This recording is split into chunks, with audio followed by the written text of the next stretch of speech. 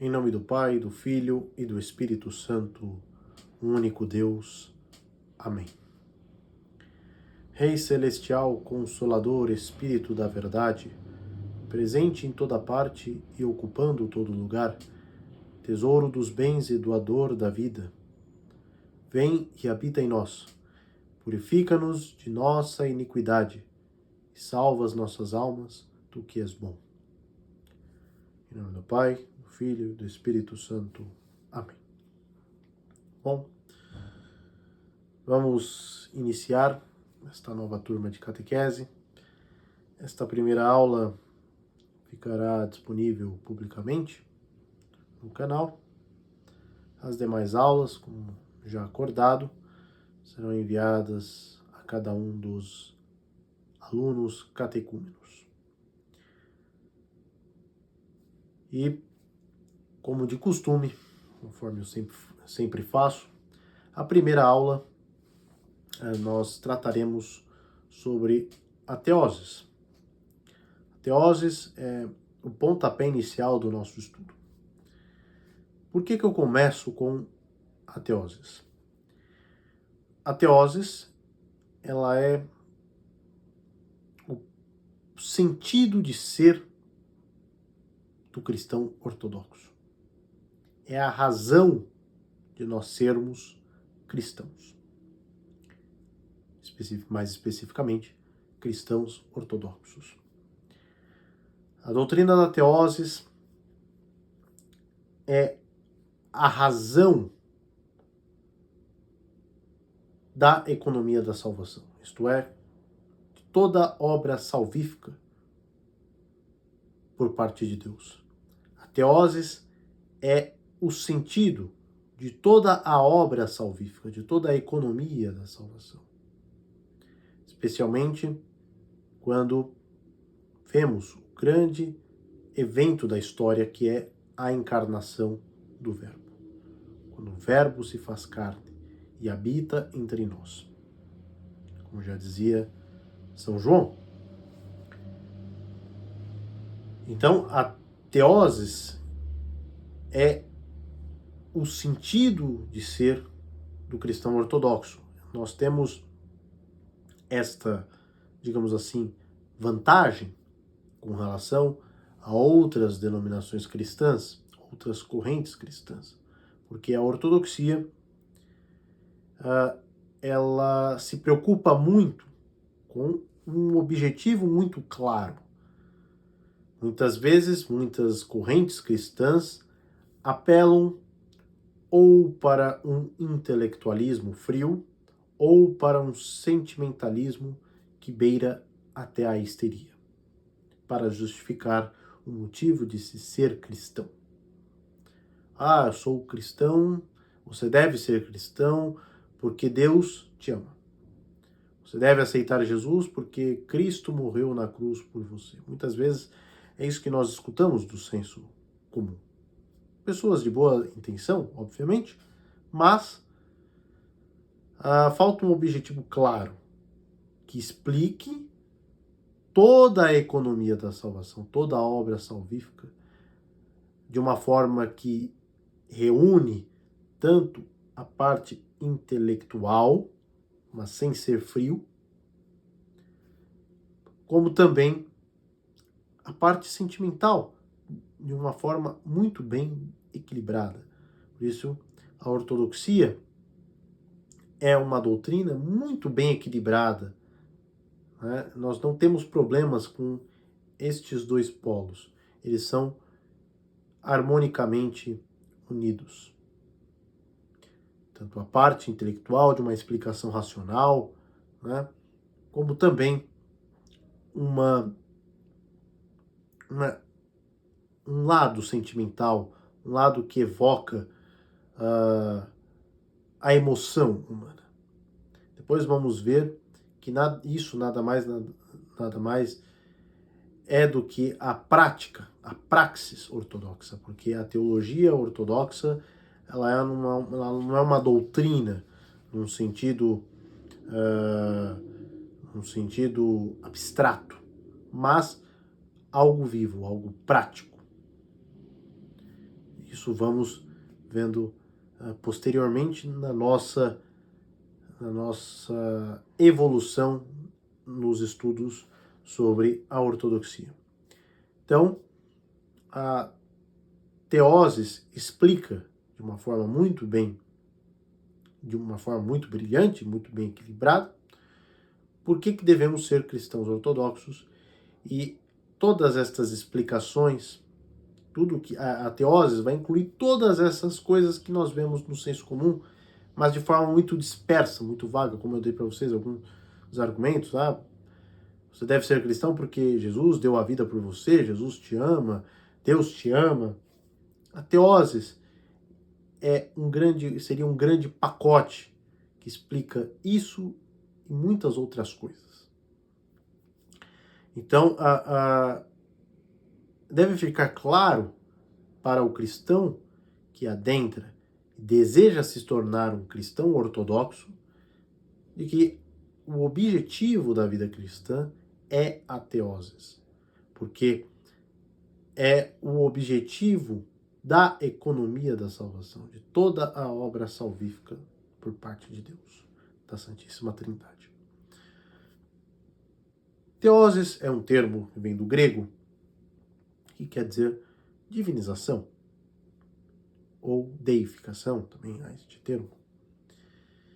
Então, dado esta introdução, vamos iniciar nossa leitura com comentários. Teoses é uma palavra grega que significa divinização, etimologicamente. Para a vida cristã, é a semelhança ou união do homem com Deus. Porém, podemos ir além. Teoses é, de fato, tornar-se Deus, não em essência, mas por união. Isso é muito interessante, bem interessante falarmos, porque nós não nos tornamos deuses em essência, porque a essência divina é inacessível ao homem, à criatura. Então, quando falamos de teoses, de divinização, nos tornamos deuses pela união. Então, imaginemos o exemplo da luz, muito usado pelos santos padres. Se estamos perto da luz, uma luz muito intensa, somos irradiados por aquela luz. Nos tornamos parte com a luz, sem perder a nossa identidade, sem perdermos a nossa característica. Você perceberá uma transformação, porque estaremos mais iluminados, mas não seremos propriamente a luz, mas podemos dizer que tomamos parte daquela luz. Mesma coisa é quando falamos da teoses. Quando estamos próximos de Deus, quando estamos próximos desta luz, somos irradiados pela sua divindade, porque a divindade, né, o amor da divindade é um amor doador. Não é à toa que doa o seu filho. E doa em todos os aspectos. É uma característica comum à doação. Irradiar-se às criaturas. Irradiar-se aos seres humanos. Então, por este fato natural de Deus que irradia a sua divindade aos homens que participam da sua divindade, somos divinizados, somos iluminados, porém não deixamos de sermos seres humanos. Continuamos seres humanos e nos tornamos deuses pela participação através das energias divinas. É daí que vem a distinção na doutrina ortodoxa, na tradição ortodoxa, entre essência e energia. Essência é aquela parte de Deus inacessível, impossível de compreender, impossível de conhecer, incognoscível, inexplicável. Já as energias é aquilo que Deus, em sua infinita misericórdia, tem para se comunicar conosco. É através das energias que Deus se comunica com a criação, com a criatura. Tudo que nós vemos, temos de manifestação, é através das suas energias. Então, as energias divinas são o próprio Deus, porém a parte que conseguimos contemplar. Por isso que até o troparion da transfiguração de nosso Senhor Jesus Cristo diz que aqueles que estavam presentes ali contemplaram a luz tanto quanto lhes era possível contemplá-la. O que é isto? São as energias divinas. O que eles não podem contemplar é exatamente a essência divina. Ok? Continuamos. Peguemos a sempre útil analogia da luz. Assim como a luz irradia e clareia algum objeto, mas o objeto não se torna luz, assim somos nós ao nos unirmos com Deus. Estaremos iluminados, porém não seremos a origem da luz. E sim estaremos em contato com a luz incriada que nos contagia. Por isso sempre ressaltamos que tal experiência é de graça incriada, pois estamos em interação com o próprio Deus através de suas energias, a luz incriada. Isto é um outro aspecto muito importante para nós entendermos, e isso nos dará, né, grandes fundamentos para entendermos a ortodoxia de uma forma mais plena. Esta interação, uma interação de graça incriada, porque a tradição ortodoxa não entende esta interação com Deus mediante uma relação de graça criada, como se fosse um benefício, algo que Deus cria e oferece, digamos assim, joga para os seres humanos, para que eles usufruam disso. Não. Nós entendemos que é o próprio Deus quem vai ao encontro e o homem vai ao encontro do Deus triuno. Uma troca, uma sinergia, né? O teólogo russo Paulo Evdokimov usa muito essa questão da sinergia. Os santos padres usavam também.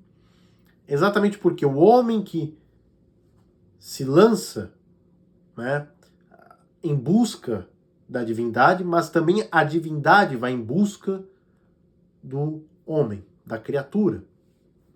Assim foi a própria encarnação do Verbo. O que é a encarnação do Verbo, senão a busca de Deus pelo homem.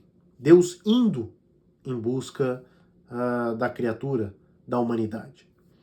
Então, nós entendemos que a interação, a santidade, a vida devota não se dá através de um benefício criado por Deus, por algo criado por Deus, seja lá como queiramos chamar, mas é a própria presença de Deus, a própria ida de Deus e nossa ida também até Deus. Então, por isso que nós entendemos isso como uma relação, uma interação com a própria graça incriada, isto é, com o próprio Deus, porque Deus é incriado. Por isso que a graça é incriada. O próprio Deus interage conosco.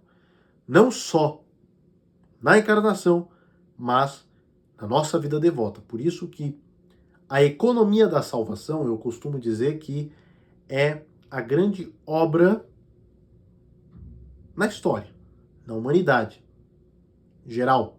Porém, todos nós somos convocados a reproduzir, a ter em nossas vidas esta economia, esta história da economia da salvação conosco. Então, é como se a encarnação do Verbo deva acontecer em nossas vidas. Isto é, não só a encarnação, mas toda a economia da salvação, desde lá do Antigo Testamento até chegarmos ao Pentecostes. Então, a graça incriada, o próprio Deus, isto é, o próprio Deus, quem interage conosco. Então, por isso que, veja que uma coisa vai ligando a outra. O próprio Deus interage conosco. Isto gera o que? A iluminação, a teoses, isto é, estando nós em perfeita união com Deus, em perfeito contato com Deus. Por isso que o mal, as imperfeições, o próprio pecado, são ausências de Deus, de alguma forma, em algum nível, em algum grau, que para nós é inexplicável, não tem como mensurarmos isso de forma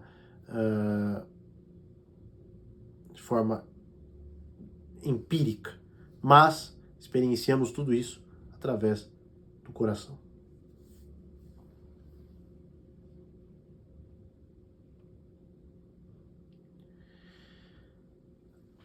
A doutrina da teoses está amplamente presente na patrística, isto é, entre os santos padres.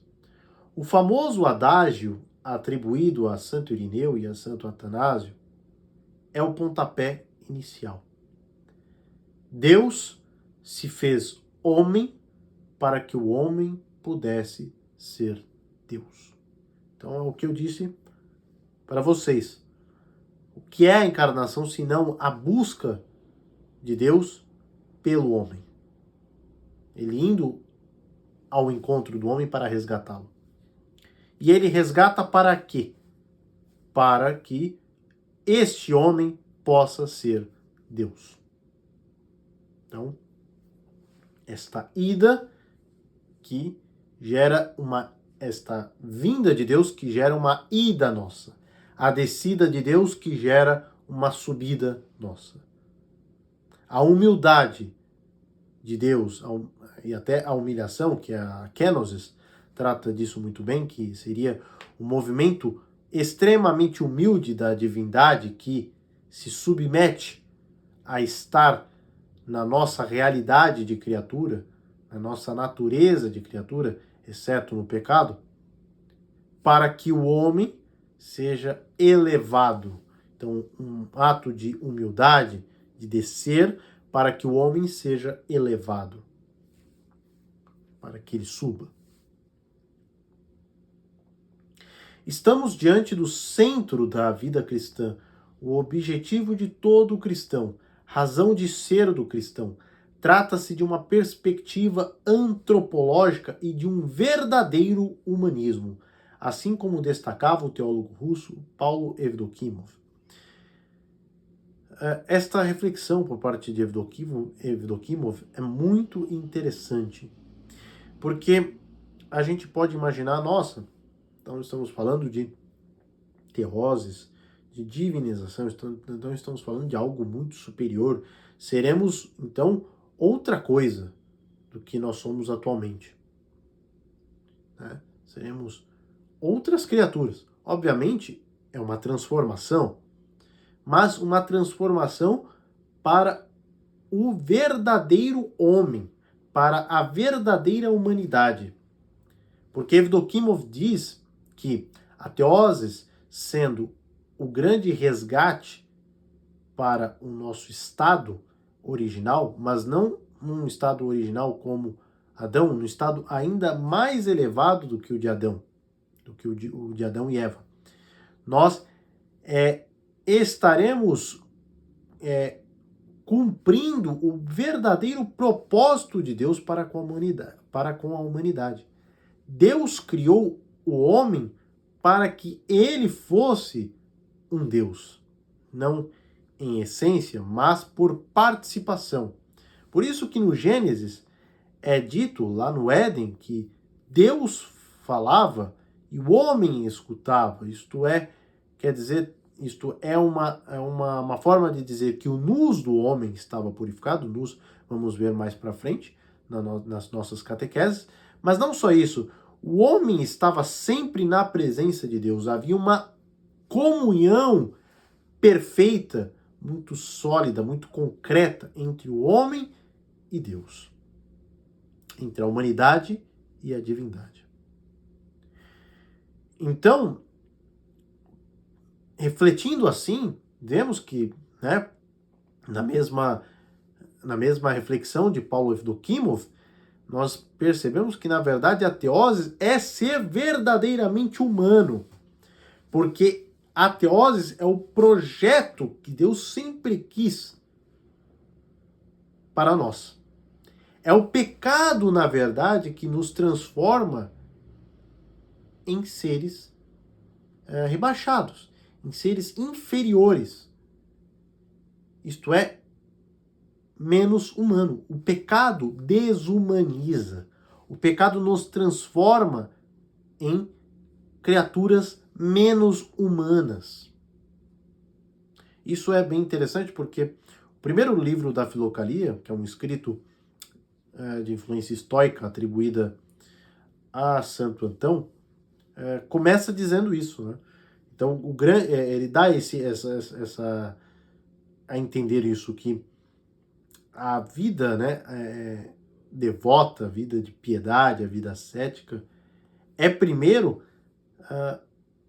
usar a razão de forma muito de forma correta, pensar de forma correta.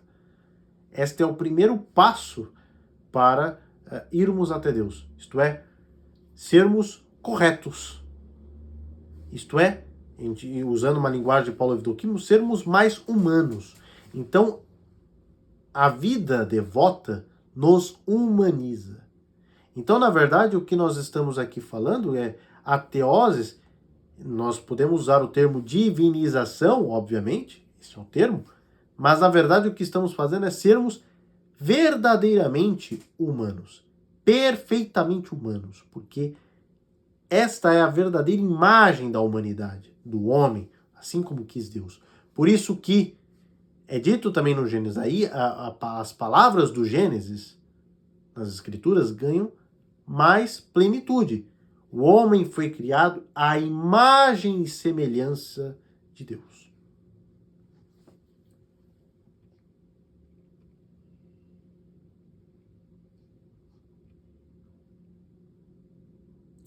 Evdokimov também ressalta que a teoses está intimamente ligada à realidade da encarnação do Verbo, pois, como nos ensina o adágio patrístico, ao homem é dada a oportunidade de ser Deus, mediante a vinda do Cristo como homem.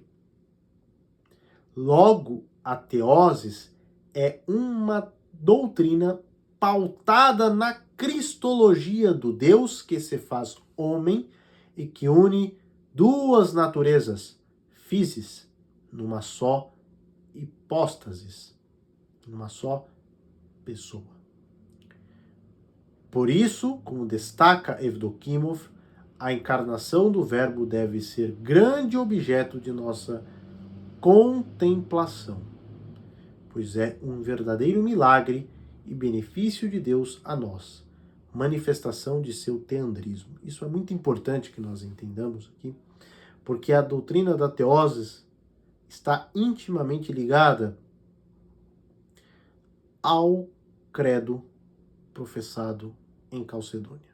Quando eu falo credo professado em Calcedônia, eu não estou falando aqui de texto formal de profissão de fé. Claro que nossa profissão de fé é oriunda de dois outros concílios, Niceno, Niceia e Constantinopolitano. Niceno, Constantinopolitano. Quando eu falo aqui de credo de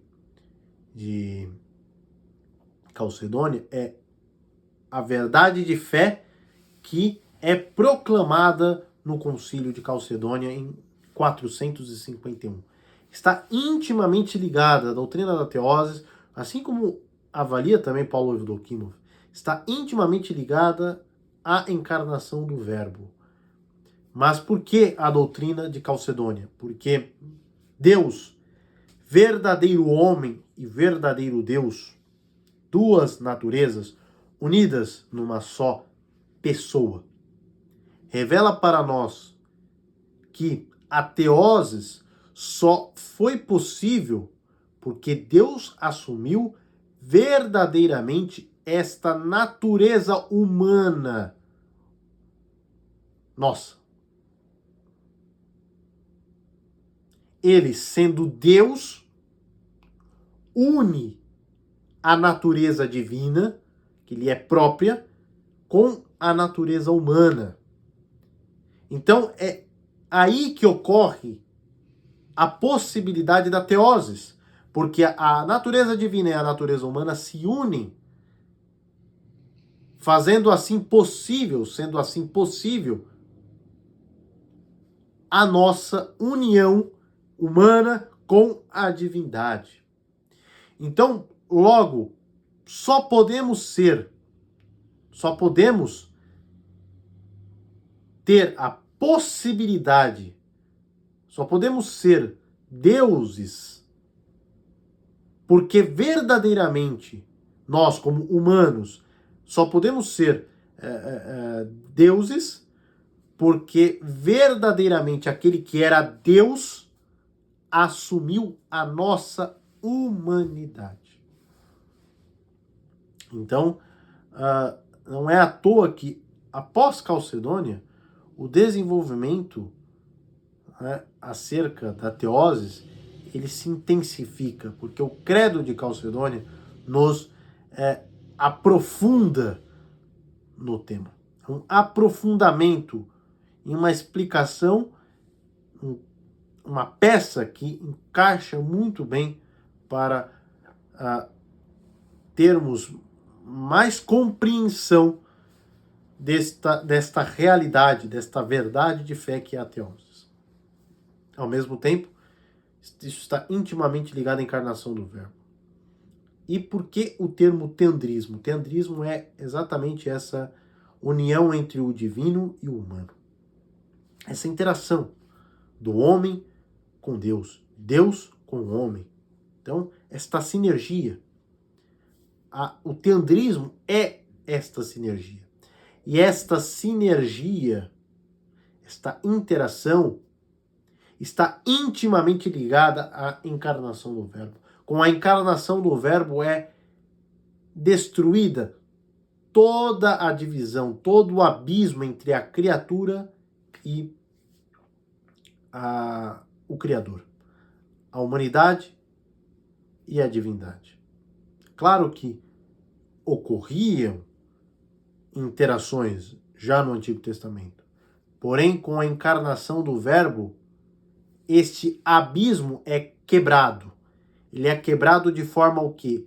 Ontológica. Ele é quebrado de forma concreta, porque a humanidade se une com a divindade. A encarnação do Verbo, a união do Deus, da natureza divina com a natureza humana, ele entra concretamente na história humana, sendo um humano, porém sem deixar de ser Deus, imprime na humanidade a marca e é a prova de que este abismo foi quebrado, fora quebrado. Então, isso tudo está intimamente ligado à encarnação do Verbo.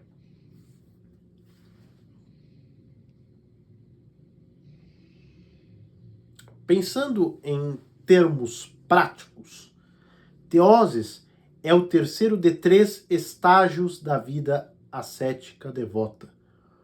O primeiro é a purificação, catarsis, e o segundo é a iluminação, theoria. Só para nós entendermos, isso é desenvolvido por muitos grandes ascetas na igreja, especialmente Evagrio Pôntico. Isso é vivido, né? Esta realidade que foi formulada, ela é fruto da experiência própria, da experiência concreta dos ascetas, que escrevem isso para nos catequizar, né? Uma forma de ilustração para que entendamos, compreendamos o nosso itinerário ascético, devoto. Então, a teoses seria o terceiro, o último estágio, né, de um itinerário. O primeiro estágio seria a purificação e o segundo seria a iluminação. A gente pode depois trabalhar melhor sobre esses conceitos. Também vocês poderão ver este itinerário com mais estágios, né? Há outras esquematizações que teriam mais estágios, né? Mas para vocês entenderem que a teose seria, nessa esquematização, seria o grande ápice, o grande objetivo, o último estágio, é quando ocorre de fato a santificação, né? Concretamente falando, a união perfeita do homem com a divindade. Mas para isto ocorre primeiro a purificação, que muitos vão entender depois mais para frente como a purificação dos sentidos, isto é, a purificação dos sentidos no sentido de que o homem se tornará alheio aos impulsos e aos estímulos pecaminosos, tanto do mundo, da realidade que está sujeita ao pecado, quanto da nossa própria carne, que também está sujeita ao pecado. Então, a purificação é quando o homem se torna alheio a isso. Também usado o termo como apatheia, mas apatheia aqui no sentido de que o homem se torna completamente alheio, completamente estático, completamente completamente sem responder a esses estímulos pecaminosos. E a iluminação, que é a teoria, o conhecimento, né? Isto é, a gente pode dizer também como a visão do próprio Deus, né? Experienciar as realidades divinas, as grandes delícias da glória divina. E, por último, é a teoses, que é a união propriamente dita com Deus. Claro que nós podemos encontrar outras definições para isso, como eu disse, isso foi trabalhado por diversos autores, você vai ter esquematizações que vão tratar de mais estágios, né? E assim prossigamos. Por meio da purificação, uma pessoa alcança a iluminação e então a santidade. Santidade é a participação da pessoa na vida de Deus, união com Deus. Tais estágios tiveram grande contribuição didática dos padres do deserto, a começar com Evagrio Pontico. Isto é, como eu disse, da experiência concreta dos grandes ascetas. Muitos ascetas que decidiram escrever para nos auxiliar nisso. Bom, pessoal, espero que isso seja de grande utilidade, de grande valia para vocês que irão assistir esta aula. Deixo aqui para vocês os dois livros que aparecerão na tela como acréscimo para vocês, se vocês quiserem se aprofundar no tema da teoses. Não só essas duas obras, mas também a conversa de São Serafim de Sarov com o seu filho espiritual, Motovilov.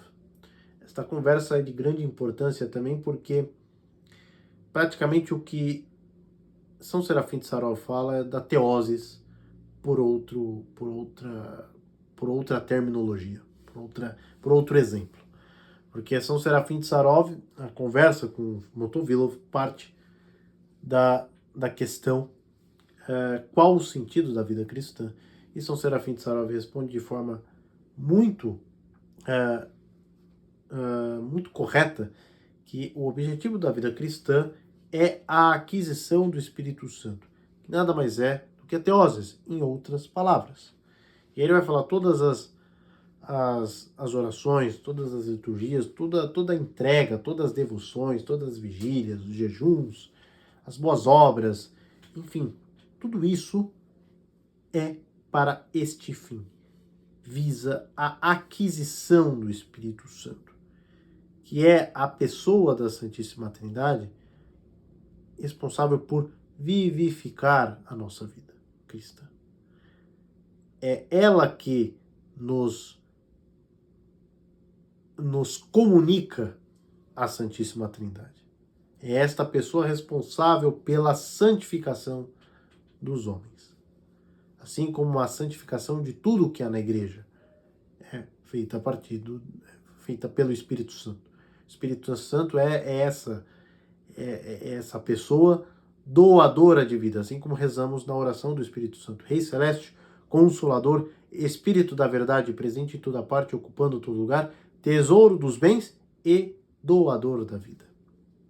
Vem e habita em nós, purifica-nos de toda mancha ou de toda iniquidade e salva as nossas almas, porque tu és bom. Então, o que São Serafim de Sarov fala nada mais nada menos dessa mesma interação, desta mesma vida devota, desta mesma sinergia do homem para com a divindade. Mas aí ele usa muito bem a terminologia, uma terminologia diferente, mas que comunica a mesma coisa. Ele fala aqui do Espírito Santo, né, da terceira pessoa da Santíssima Trindade. Então recomendo também este texto junto com as duas obras que estão na tela. Recomendo que vocês leiam para, se quiserem, aprofundar no tema. Tá bom? Mas também há muitas outras obras que vocês podem ler, porque o tema é vastíssimo, né? Vocês podem ler nos próprios Santos Padres também, antigos, sobre o tema, né? O tema é vasto, tá bom? Então, conclusão.